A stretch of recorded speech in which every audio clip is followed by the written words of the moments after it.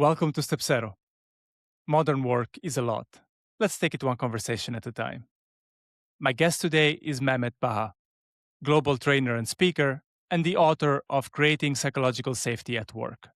In this episode, we talk about what psychological safety really means beyond the cliches, why leaders still push back on it, and how they can use it as a foundation for navigating AI adoption without losing what makes us human. Let's get into it. Baha, welcome to the Step Zero podcast, and thank you so much for making the time. It's my pleasure, Matteo. Thanks for the invitation. I'd like to focus the next 15 minutes or so on a couple of topics that I know are very dear to you. You consult on them, you speak a lot about both of them, and that is psychological safety and AI fluency or AI adoption. Essentially, I would like to bridge psychological safety with the current state of AI and the future of work. And let's see if we manage in such a short time. If that's okay with you, I'd love to start by clarifying a few things about psychological safety. I have read your book, which is called Creating Psychological Safety at Work. I highly recommend it to anyone who is interested in the topic. And I started with the assumption, just like most people, I think, I know everything about psychological safety. It's a topic that I've heard many times. And then I realized, actually, you know what? My knowledge is quite superficial. It's quite limited. I stopped at just be nice to your colleagues, let them speak up. But I know that there is a lot more to it. So should we start with the definition of psychological safety? Yeah, first of all, thanks for taking the time to read the book. It means a lot to me. So psychological safety, the definition, it's based on the research of A. Mattinson, the leading academic on the topic. Psychological safety is a work environment where employees feel safe to express their questions, concerns, ideas, and mistakes. It's a key aspect of high-performing teams and organizations. And it's the responsibility of leaders. Leaders actually play an important role in creating psychological safety. At the same time, it's the responsibility of each and every employee to foster psychological safety at work.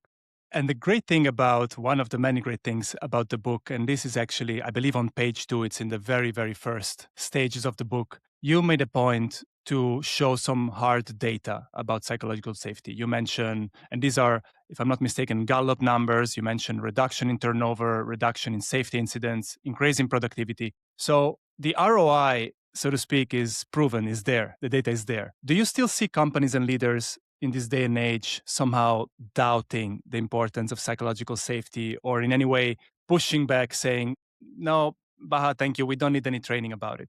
Yeah. So actually, you're right. It's on page 2. I have the book with me. And let's start with the data. So when employees feel that their opinions count at work, actually, employees feel safe to express their opinions and their opinions count, meaning that the opinions are valued. It's basically a workplace of psychological safety. And we see the following benefits: 27% reduction in employee turnover, 40% reduction in safety incidents, 12% increase in employee productivity. So think about a large organization with thousands of employees. These are huge benefits. And coming back to your question, actually, there are still organizations or employees or professionals who still doubt about psychological safety because for them, psychological safety seems like an abstract concept, one reason. Second reason, they don't know good practices. And third, some people, some business professionals have a different understanding about psychological safety. When they think about psychological safety, they think that it's about being nice, avoiding conflict, and accepting low standards, and not having the courage to deal with difficult issues. And unfortunately, I see this as well. So there is still a lot of work to be done. And I mean, you're absolutely right. I also believe there is somehow a consideration around psychological safety that is related to softness in a way. I believe leaders may go, well, Baha, we don't really need a therapy session, we need results, we need numbers. And somehow there is still this idea of psychological safety making teams softer or in a way less accountable. Is that the case? What would you answer that? Yeah, actually, that's a perspective, and it's actually not correct because when you look at successful organizations, successful teams, they have psychological safety, where they feel safe to express their questions, concerns, ideas, and mistakes. There's a very famous research in 1990s. Researchers are looking at two teams in a hospital, team 1 and team 2. In team 1, they notice that there is not any reported mistake. They go to team 2, and in team 2, they notice that there are mistakes made. Researchers get together, they start investigating this. Their first instinct is team 1 should be more successful, because in team 1, we cannot see any mistakes. They have some doubts, and they say, okay, let's go back, dig, and try to understand what's going on here. It turns out that in team 1, actually, they make mistakes, but they do not feel safe to talk about mistakes. They have a low level of psychological safety. And it's a very dangerous zone because they are likely to repeat the same mistakes. In team 2, on the other hand, they make mistakes. They learn from the mistakes. They share their learnings. The possibility of repeating the same mistakes is much, much lower. Team 2 is more successful because they have psychological safety. I love that you mentioned this because this is one of the parts that stood out for me in the book. And I'm somehow paraphrasing what you write in the book, but you essentially say, or you give, let's call it a pro tip when it comes to psychological safety. And I'm looking at my notes, and it's about a question that leaders can ask to encourage mistake reporting, which is exactly what you mentioned.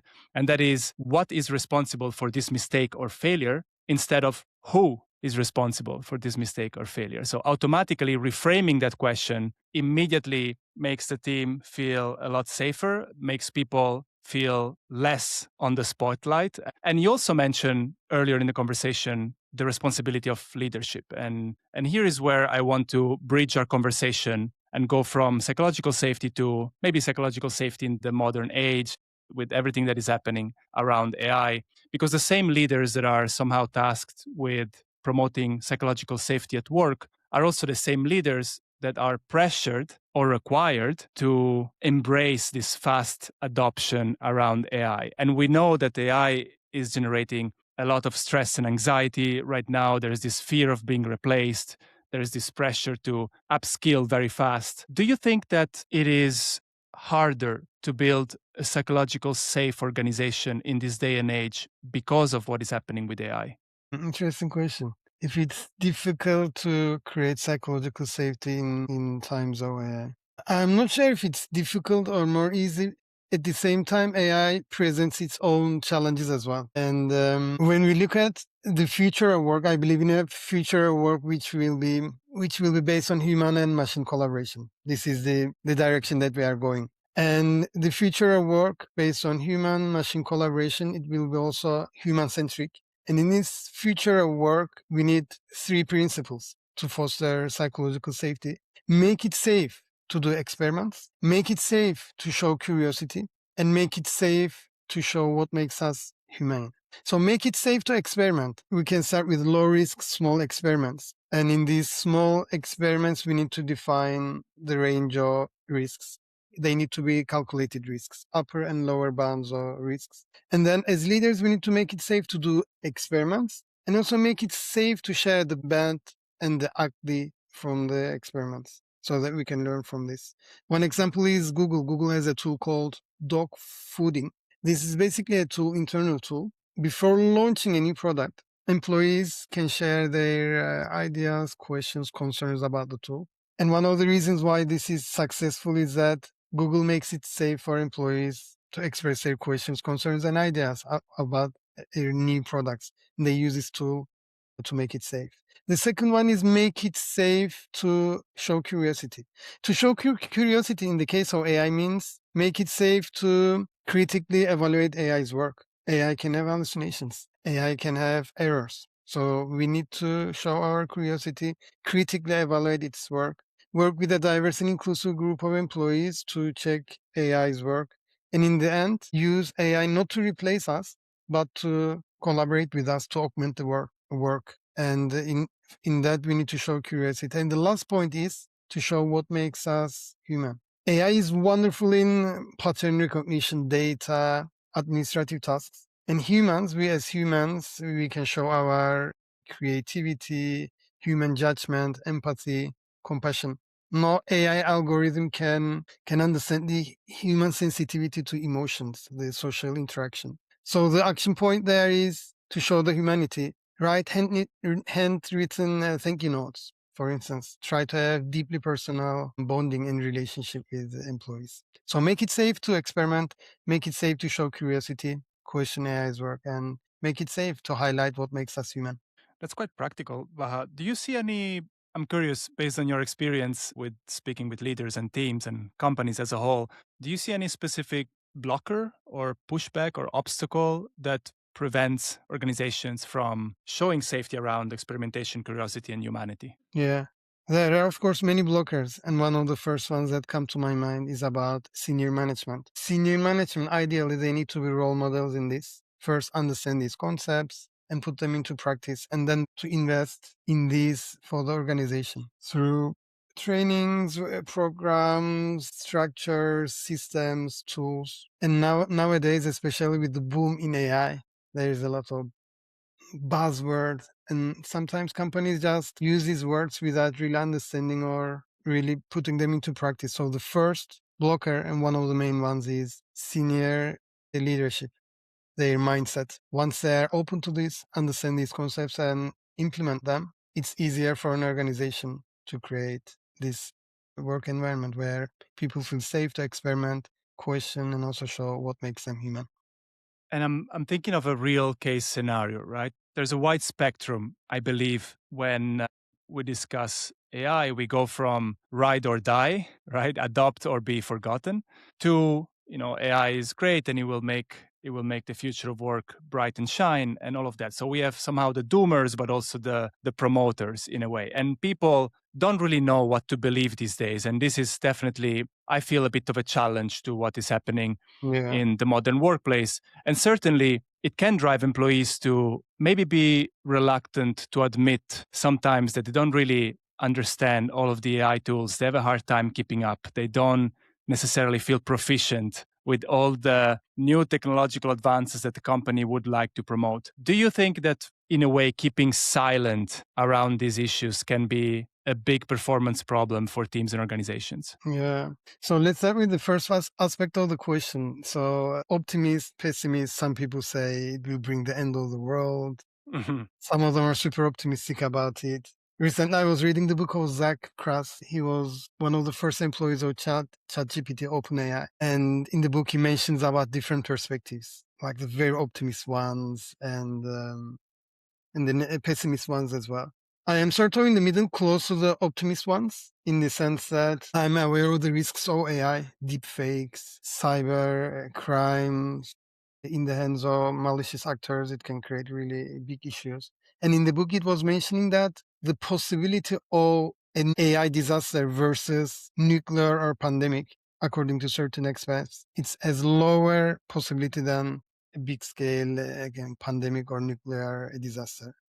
And coming back to employees, the fear, the CEO, NVIDIA once said there are basically two types of people, those who use AI and those who don't use AI at all. And he says that people who use AI are more likely to advance and thrive in their careers. So I believe that it's crucial for the business professionals at the moment in different varieties, from creatives to lawyers, admin, to learn the limitations, the possibilities of AI, and to integrate that in their work. And it also is related with the equitable AI deployment. So as an organization, organizations should give equal opportunity for employees to learn these skills and integrate it in the work, because if an organization is not investing in that, and in many cases individual employees are using AI at work, but they do not feel safe to share this. I know examples where employees are using AI, but they don't say this, and it's not transparent either. So we also need to, as an organization, as a team,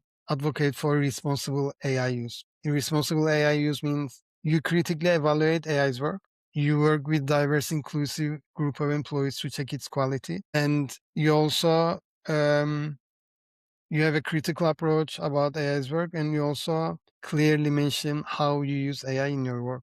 For example, on LinkedIn, I see a lot of posts generated by AI, and many people do not even mention that AI wrote it. So it's similar in organizations as well. Let's say I'm creating a work, report and I need to transparently say, in this part of the work, I use AI to do the analysis and I checked it, I validated, and etc. So I think two extremes are not good in a nutshell. Either we are going to hell with this or going to the paradise. And second, organizations should give tools to employees to learn this, the limitations and possibilities. And third, for employees to do this, use this technology in a responsible way and in a transparent manner. Any last word of encouragement for a leader, a people manager who tomorrow goes back to work and somehow is tasked with shielding their employees from all this chaos and ambiguity and stress, and at the same time push AI tools and meet those requirements from the upper levels? Anything you can say, any step that they could take? And I know this is a big question, but maybe you have a perspective about it. So it's challenging. It's difficult. The world is changing so fast. The geopolitics, the technology. It's not easy. Two things. First, be transparent. Give space to employees to express their concerns and be transparent about this as well. And second, give opportunities to employees, starting with ourselves, to reskill. Those, I think, who can adapt can survive and thrive in the world. Because if you keep the same mental models of 5 years ago, we as a team, as an organization, are not likely to survive. So be transparent, and at the same time, see this as an opportunity to reinvent how we do our work, how we think, how we lead teams, and how we do work. And with this, Bahat, thank you so much again for making the time. And I hope we can do this again at some point in the future. You are welcome, Matteo. Take care and see you soon.